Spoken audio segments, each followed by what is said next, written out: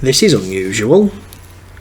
A roundabout where you're not allowed to turn left and you have to do a full circuit in order to go that way. Where's this then? Wait a minute. You didn't think I came all this way just to talk about a roundabout, did you? Did you? Well, this is nice, isn't it? In case you don't know where it is, it's the Iron Bridge. One of the engineering marvels of the world. I'm going to tell you a little bit about this magical engineering marvel. Obviously, if you want the full history of this bridge, you should go and visit the museum. I'm not going to detail everything. I came to visit on a very, very cold day, and if you want to find the place, it's to the south of Telford, in a nice little valley where the River Severn cuts through. Designed by Abraham Darby III and opened on the 1st of January 1781, this bridge is often credited with helping kickstart the Industrial Revolution.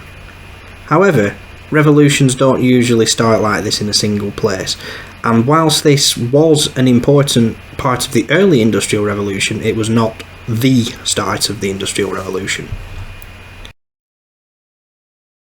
The bridge used 378 tonnes of cast iron, which cost around £6,000 in 1781. That's over £815,000 today.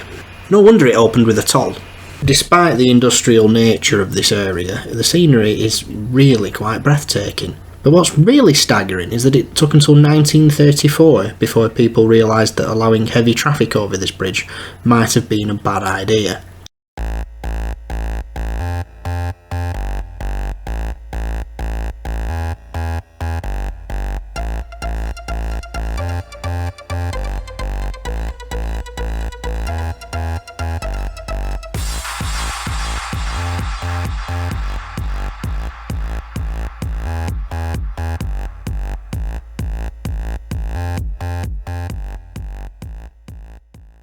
The distinctive red colour of the bridge is quite recent.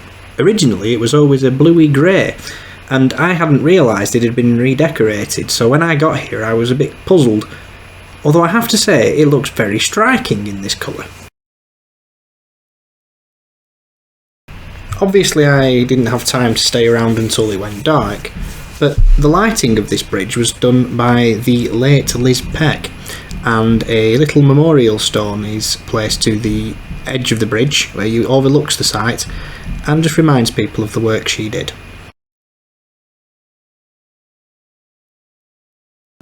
Right, I'm quite cold now, so I'm gonna go. I'll catch you next time.